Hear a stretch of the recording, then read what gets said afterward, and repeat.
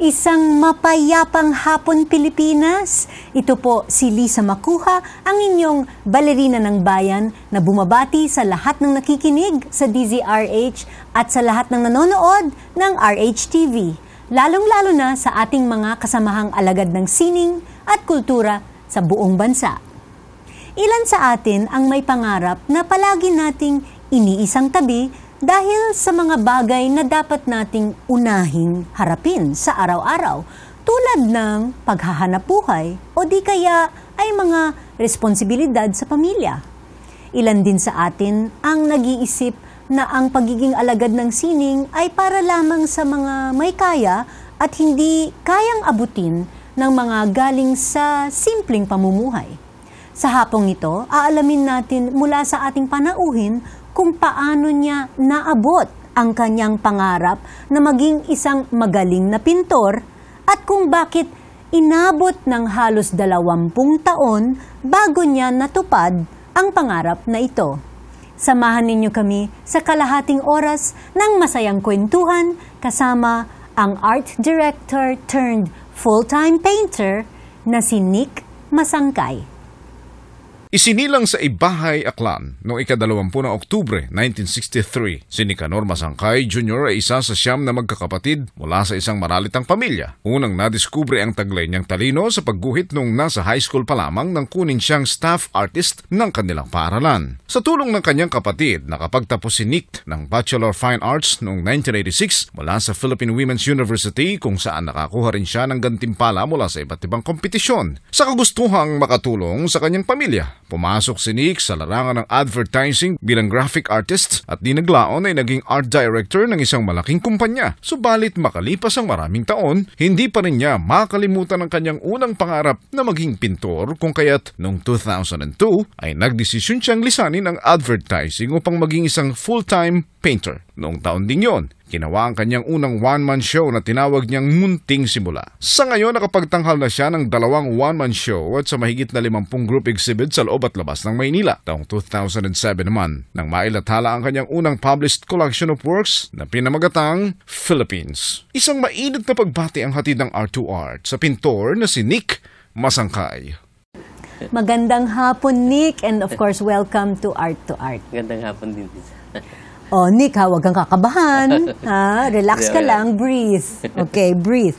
Magbalik tanaw muna tayo, Nick. Okay.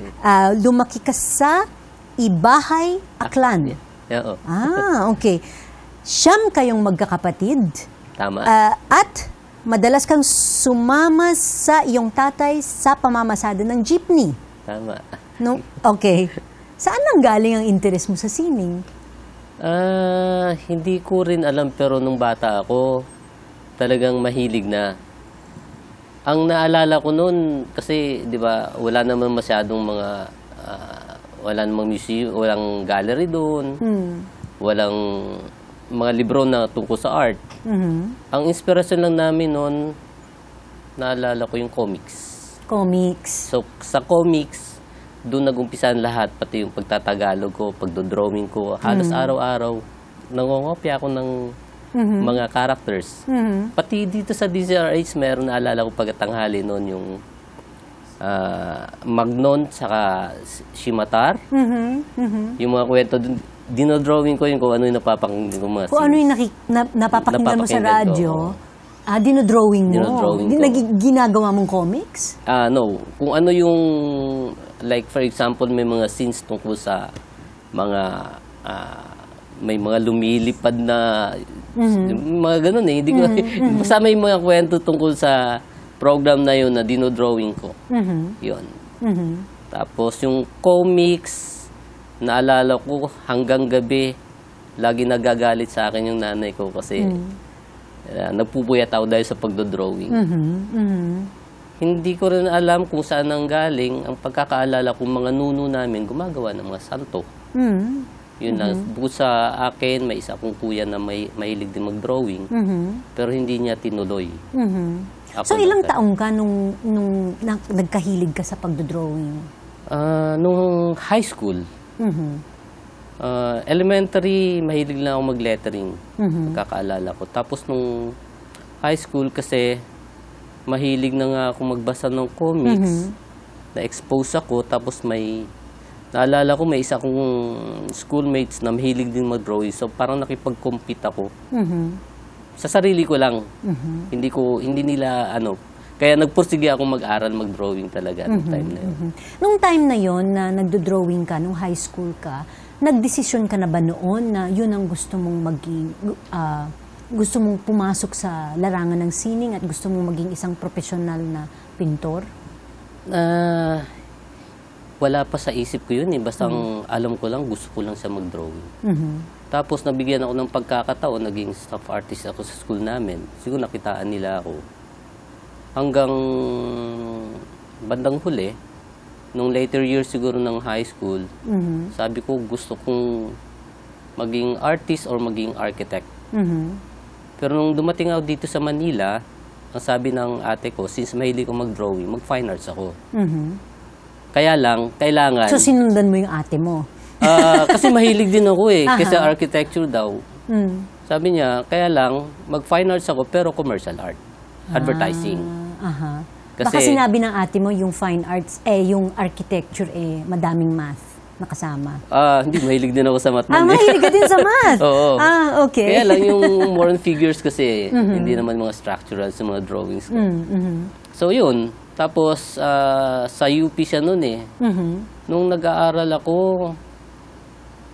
siya nagpo-provide sa akin ng mga libro, mga art books. Para lalo akong ma-inspire. So, yun. So, okay naman sa mga magulang mo noon na fine arts ang kinuha mo sa kolehiyo? O medyo na kinabahan sila na bakit sinabi nila sa'yo na anong kikitain mo dyan? Hindi naman sila aware, hindi sila aware na kung ano man. Basta importante makapag-aral.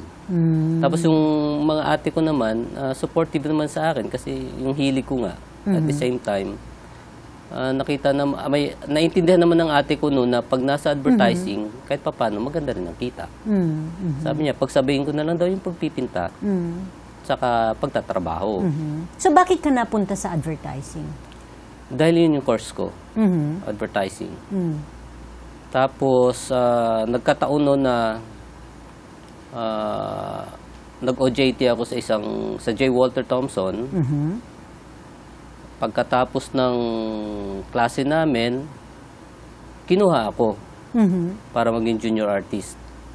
Doon nag-umpisan lahat hanggang sa naging regular na ako. So, hindi ko na pursue ng gusto yung pag-aaral na yun. Dahil nga nakapagtrabaho na ako agad. Nag-attempt ako na mag-aral ulit pero sa dami ng trabaho sa advertising, hindi ko na natapos. May mga subjects akong naiwan. Okay. So, nagkaroon ka ng pagkakataon magtrabaho sa ibang bansa? Yeah. Pagkatapos ng maraming companies na pinasukan ko, may nag-offer sa akin sa Jeddah. Isang advertising agency din na affiliated dito sa atin, sa ATSI. So, yun. Sabi ko, subukan ko nga. Kahit kung kakayanin ko, tsaka siguro sabi ko, ibang ano naman doon, ibang horizon. At the same time, makarating sa ibang bansa. Kaya lang, pag may pamilya ka pala, ang hirap ng trabaho. Siyempre. So, hindi ako nakapagtagal, 1 year lang, umuwi ako kaagad. So, bumalik ka sa Pilipinas dahil na mismong pamilya mo? Homesick talaga ang kalaban. Homesick talaga. Pero, nung nandito na ako, na-miss ko yung kita. Okay. Parang gano'n naman talaga lagi. Kasi mo yung kita. real eh. Nag-attempt ako ulit. Bumalik ako for another contract. Wala pang 1 year, uwi ako ulit. Okay. Pero so, at what point in your life na kumbaga na-realize mo na nais mo talagang maging isang full-time painter? Ganito. Nasa advertising ako noon. So, mahigit 20 years ka sa advertising? Oo, pero nung nag-umpisa pa lang ako kasi, siguro talagang merong hint. Kasi, yung unang pinasukan ko, yung sa J. Walter nga, frequent visitor namin si Onib. So, pag walang magawa yun, andun sa area namin, gumagawa na ng gumagawa. So, yun, nakikita ko. Pero hindi ko masyadong, kasi binata pa ako noon, tsaka bata pa, focus ako sa trabaho. Tapos, sumunod na trabaho ko, yun nga, napunta ako sa Lifestyle Asia. Naging boss ko naman si Mr. Malang. Siguro talagang nakatakda na mapunta ako sa art. Kasi nung time na yon, in-invite na niya akong umattend ng Saturday group. It's 1988. Naka-attend ako twice. Kaya lang, iba yung kita nga sa advertising. Sabi ko, pag nasa fine arts, baka, siyempre, unstable yung ano doon yung kita. So, lagi akong sinasabihan ni Mr. Malang, sabi niya, mag-concentrate ka sa fine arts kasi sa fine arts, hanggang sa pagtanda mo, walang retirement yun. At habang tumatanda ka, lalo kang ginagalang. So, hindi ko pa rin pinansin dahil nag-e-enjoy nga. Hindi mo pinansin Hindi ko si Mr. pinansin. Malang? Hindi, lagi akong pinagagalitan. Tapos, after 89, pagbalik ko from Saudi, may mga kaibigan akong nasa fine arts na, nasa pagpipinta na. In-invite akong sumama sa isang group. Sa Intramuros yun. Yun, hanggang sa bandang huli, na-realize ko, eto pala ang direction ko. So, pinagsabay ko yun. Advertising, saka yung pagpipinta. Every weekend, mayroon akong grupo na inatenan. Hanggang sa lumawak na yung network ko, may mga grupo akong inatenan ulit. So, nagsanga-sanga na ang lahat. Tapos, bandang huli, 2002, nag-decide na ako, sabi ko, kailangan ko na full-time. Siyempre, nag-alala yung asawa ko, nagalit sa akin. Sabi niya, paano may bata tayong pinapalaki? May konti kaming savings noon. Tapos nauso yung FX. Sabi ko sa kanya, bili na lang tayo ng FX, magmamaneho ko. Kasi tatay ko driver, di ba? So, nasa dugo ko yung pagmamaneho. Sabi niya, paano yung savings natin? Hindi, para mapagsabay ko. At least meron tayong regular na income. Tapos, tutuloy ko yung pagpipinta. Malay mo, baka dumating yung time na respetuhin yung trabaho ko, mayroon akong magiging mga patrons. Baka umangat din kahit paano. So yun, pumayag siya. Hanggang sa bandang huli nga, nasama ako sa mga medyo malalaking group. Tapos, pinakilala ko kay Marlene Aguilar, kay Miss Marlene. Tapos, siguro, nagustuhan naman niya yung work ko, in-offeran ako para gawa ng isang book. Alam ko, kahit senior artist, gusto magkaroon ng libro, di ba? Pero para sa isang baguhan, para offeran, di ba, parang, sige, sabi ko. Ay di, yun. Hanggang sa nagtuloy-tuloy na. Tapos yung nagsulat nga ng bio ko, si Angie. Okay, marami pa po tayong pag-uusapan kasama ang ating panauhing pintor na si Nick Masangkay dito pa rin sa Art to Art. Magbabalik po kami pagkatapos ng ilang paalala. Programang hatid ay sining at kulturang para sa lahat. Magbabalik ang Art to Art. Schedule ng mga inaabangang konsyerto. Update sa mga magagandang panoorin sa mga tanghalan at teatro. Narito na ang Art to Art Calendar. Narito ang ating Arts Calendar. Sa musika, ipalalabas ang operang isinagawa ng Russian operatic soprano na si Anna Netrebko sa Metropolitan Opera sa tanghalang Aurelio Tolentino sa May 28 alas 2 ng hapon at alas 7 ng gabi. Ang palabas ay pinamagatang L'Elixir d'Amour ay pangatlo sa 5 pagtatanghal ng kasalukuyang concert season sa The Met sa New York City. Ang pagpapakita ng naturang palabas dito ay handog ng Cultural Center of the Philippines at ng Metropolitan Opera kasama ang Opera Guild Foundation of the Philippines. Tampok naman si Maria Stuarda sa July 9 at The Tempest sa August 20. Para sa karagdagang detalye, tumawag sa CCP Box Office at 832-3704 or 832-1125 Local 1409 o bumisita sa website na culturalcenter.gov.ph. Sa sining biswal, inihahandog ng Filipino-born Australian artist na si Joe Charles Vargas Anan na kilala rin bilang Joe Anan ang exhibit na pinamagatang Sea Life. Sa Rico Renzo Gallery, tampok ang mga obra niyang nagpapakita ng panibagong estilo ng abstract painting na tinatawag na abstract fusion. Makikita ang Sea Life hanggang May 30. Ang Rico Renzo Gallery ay matatagpuan sa LRI Design Plaza, No. 210 Nicanor Garcia Street, Bel Air 2, Makati City. Para sa karagdagang detalye, tumawag kay Kay Nugid at 564-1262 or 898-2545 o mag-email sa kbn@ricorenzo.com. Magbubukas naman ang group exhibit na pinamagatang Gising sa May 25 sa Forte Coffee House sa Maginhawa Street, Diliman, Quezon City. Tampok ang mga obra ni na Analea Aldaba, Dodge Carpio, Ali Garibay, Clara Herrera, Isay Rodriguez at Jose Tanyerla. Makikita ang Gising hanggang June 8. Para sa karagdagang detalye, mag-email kay Pat Rodriguez sa rodriguez.apb@gmail.com. Sa pelikula, magkakaroon ng libreng pagpapalabas ng pelikulang Pepot Artista sa May 22 alas 2 ng hapon sa MKP Hall ng Cultural Center of the Philippines. Sa panulat at direksyon ni Clodoaldo Doy del Mundo, ang Pepot Artista ay nanalong Best Film sa kauna-unahang Cinemalaya Independent Film Festival noong 2005. Ang muling pagpapalabas ngayon ay itinaon sa pagsasagawa ng exhibit na Florante at Laura, Woodcut Prints by Rod Paras Perez na makikita naman sa Pasilyong Vicente Manansala ng CCP. Para sa karagdagang detalye, tumawag sa 832-1125 Local 1504 o mag-email sa ccp.exhibits@gmail.com o bumisita sa website na culturalcenter.gov.ph. Together on stage for the first time, today's most exciting and multi-awarded Filipino dancers who represent the country in ballet companies around the world come home for a stellar one-night-only gala concert, Stars of Philippine Ballet.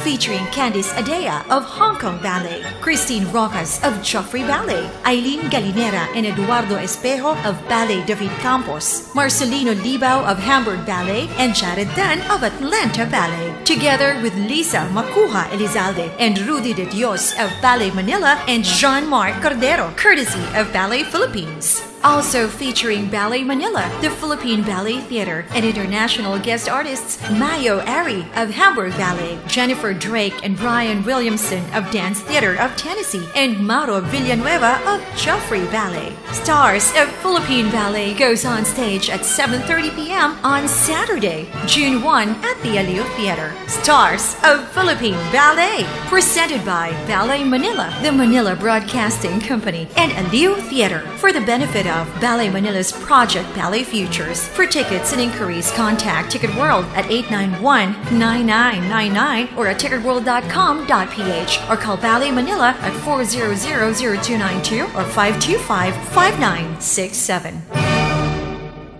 Usapang sining at kultura para sa lahat.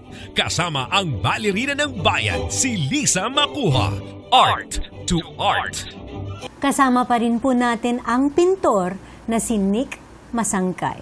Okay, Nick, parang nag-life begins at 40 ka, no? Na inisip mo na talaga magiging full-time painter ka. At kahit nag-alala ang iyong asawa na baka hindi maging regular ang income mo, you've made it work. So, congratulations. Salamat.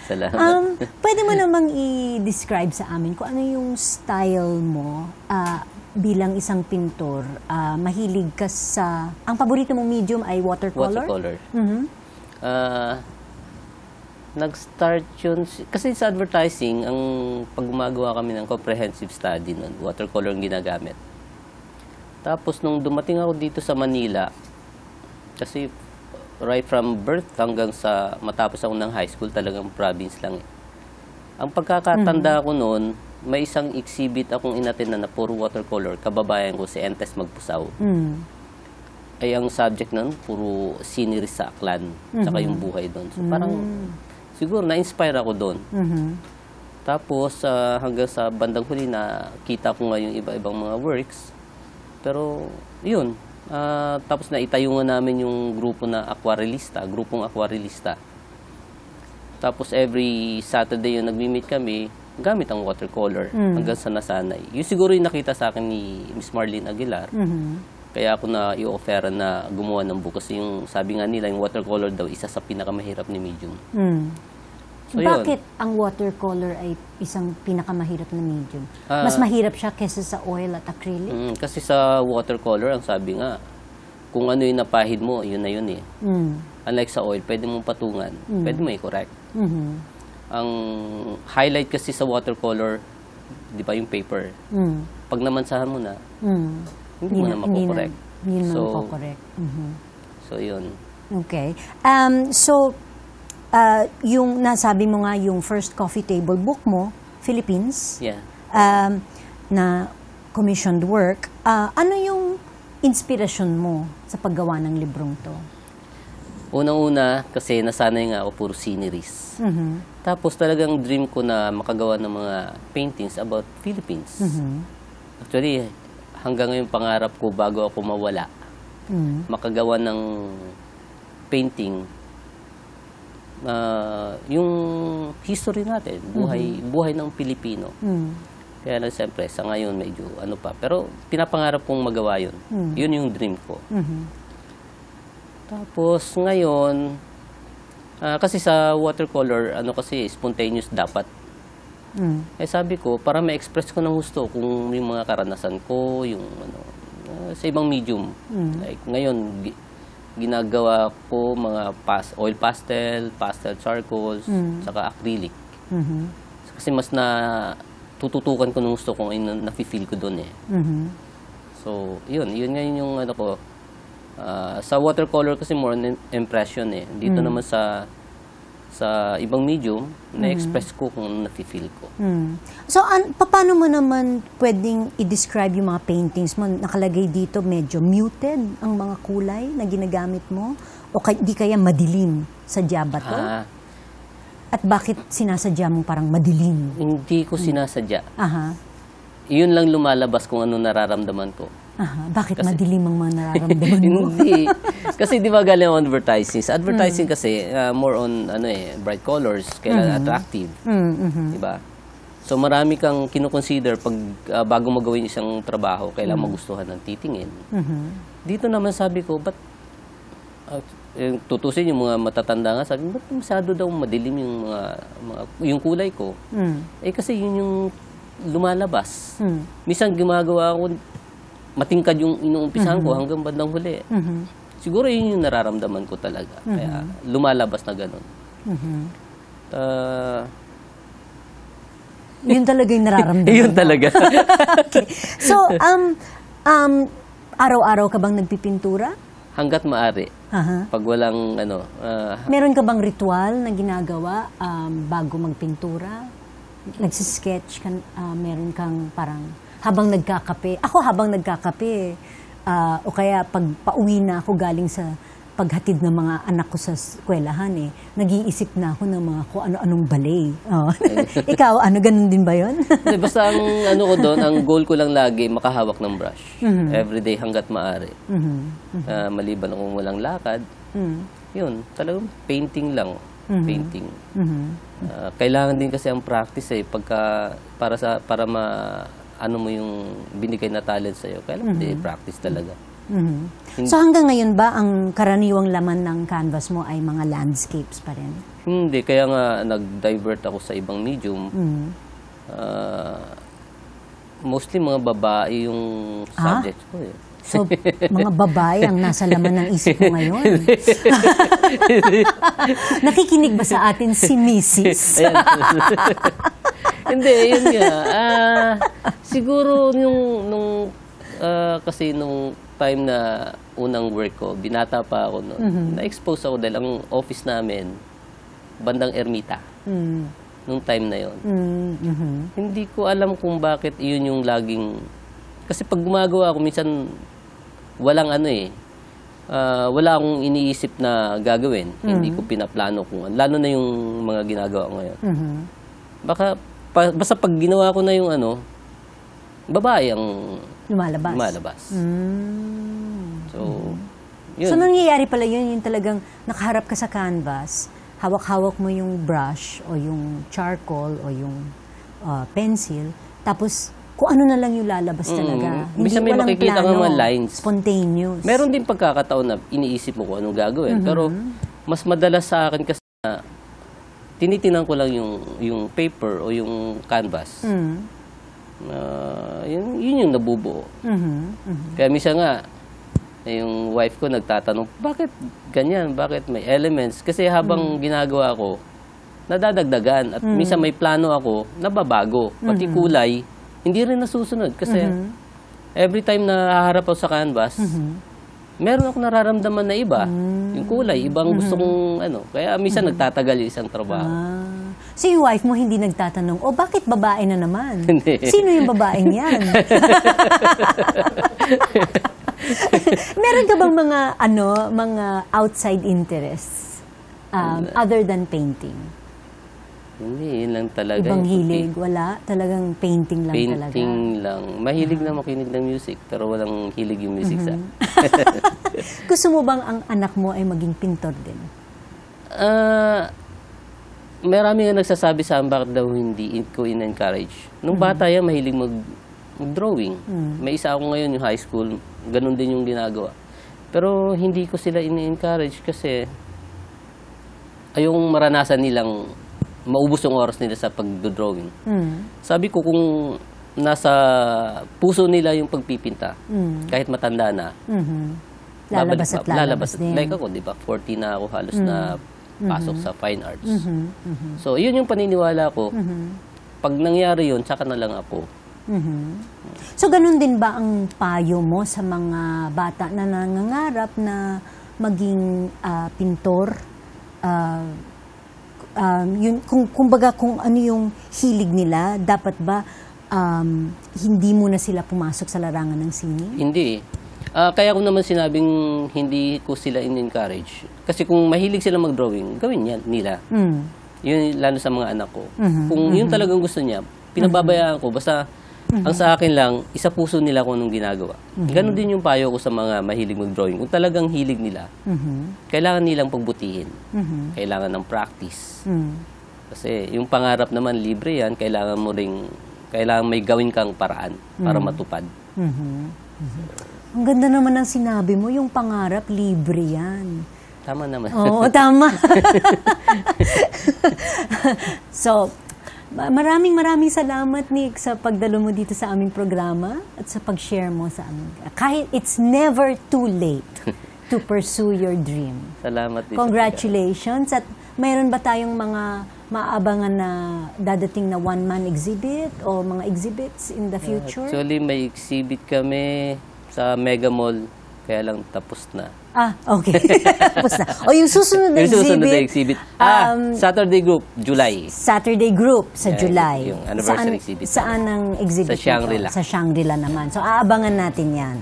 Okay.